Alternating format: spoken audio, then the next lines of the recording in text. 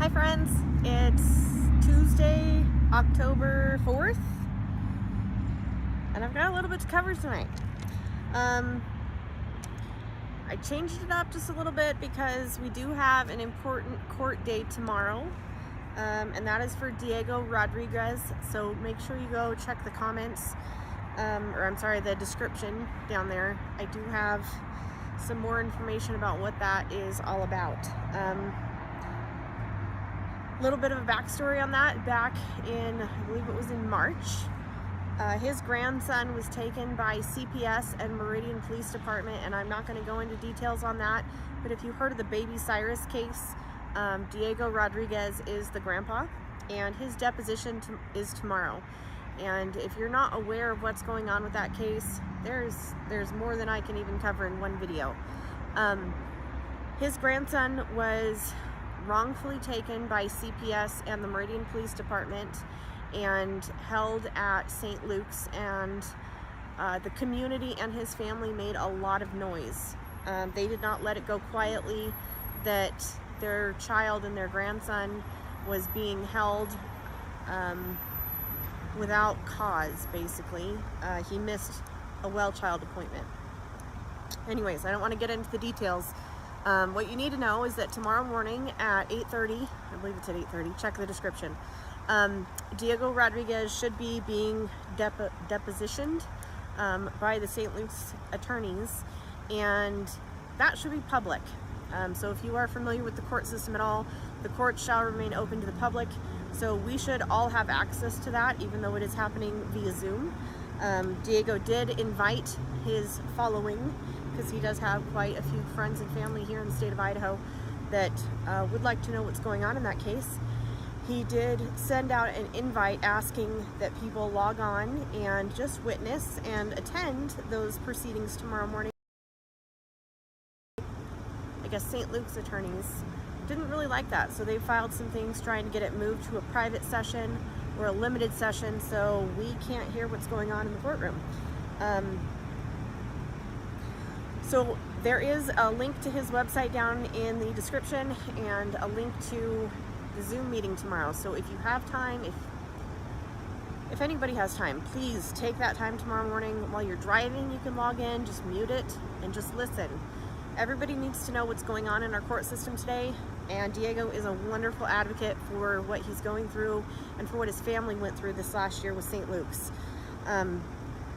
So make sure you tune in and get to know what's going on there. Robert was really helpful in getting Baby Cyrus back earlier this year, and I know if he were not in jail, he would definitely be logging in tomorrow. Even though he hates Zoom, he would be logging in to pay attention to what's happening. So please take a moment, go down there, read the Baby Cyrus story, and make sure you tune in tomorrow to Diego's deposition and see what shenanigans St. Luke's tries to pull. Okay, update on Robert. He's doing great work in there, guys. The progress is coming along with other inmates that are willing to tell their story about what's going on in the jail and what they're in there for. And specifically, there's a gentleman in there with a blood clot who is being denied medical care. And so we should be getting some more information here in the coming days. I'll be able to read you that guy's full story on why he's being denied medical care and what we can do to help him. So I'm hoping that we will get that as soon as Melanie gets that letter in the mail. We'll be able to release that to you guys. I got to talk to Melanie tonight. She's doing well. She's exhausted. Kids are doing good. She's just staying busy working and homeschooling and just loving her babies. The younger ones are really missing their dad, so that's, I'm sure, really hard on her too. But they have been trying to do lots of video calls and lots of voice calls so that the kids get the chance to talk to their dad while he's in there. And I just kind of wanted to talk for a second about the racketeering scam that is the phone system in the jail. I've never been to jail. I've never had to call anybody in jail. So this is all really foreign to me. When Melanie started talking about how these calls, and I'm gonna mess up the numbers here, I think it's like $20 for a phone call, and they can be on that for 15 minutes. I think it's 15 or 20 minutes. And then it's $20 for a video call, and the video call is an hour long. So that really doesn't add up to me. Like, why is the video call an hour and it's only $20, but it's $20 for a phone call, and there's no technology really involved? It's just a phone call. Somebody's making some money there. Okay, so like, then let's like look at it just like from another step back. So we know that he's in block 4 because we just know that. So let's assume that there's 4 blocks and there's 90 inmates in a block. If each inmate were to make 1 phone call a day in 1 block. Now I know that some of the inmates may not have the luxury of making a phone call every day. So we're just gonna go 1 block, okay? If 1 block was able to make 1 phone call a day, that works out to over $500,000 a year.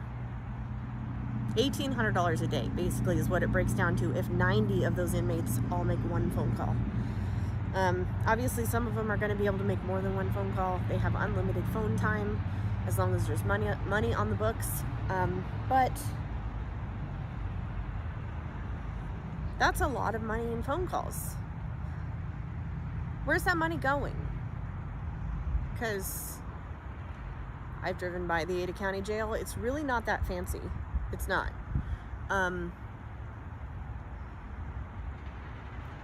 The technology that we got to see the other day when Robert called and talked to Misty, that was not state-of-the-art technology, so you can't tell me that the money that they're using from those phone calls is going to upgrade the technology for the inmates to make phone calls.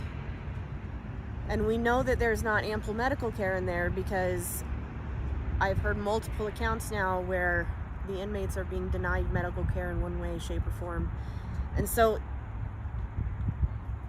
I know you guys like to do public record requests. Let's look into the jail. That's a lot of money on phone calls. And I understand punishing them because, you know, allegedly some of them did do something wrong, but where's the money going? Is it just a deep dark hole? And like, I can't comprehend. Like, that jail is probably raking in millions of dollars a year on phone calls and video chats. It doesn't cost that much to keep the lights on. So where's it going? I'd like to know. I'm sure a lot of you, after like thinking about those numbers, probably want to know, oh, and the commissary. Like, that's not even touching the upcharge that they're charging on the food. You can go to Winco.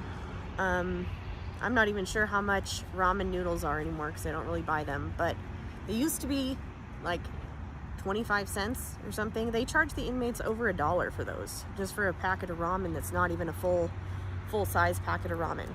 So think of the commissary as like a vending machine, and the government's setting the prices, and it's obviously a racket because they're charging so much for a packet of ramen. I can only imagine what they're charging for the chips and everything else. At this point, Melanie has not asked for more money in that Give, Send, Go, but she said so far they've spent about $1,500 between the commissary and the phone calls. And that's a lot. That's absolutely, and I don't want to pick on how she's spending that money, because that money is to keep her connected with her husband while she's in there.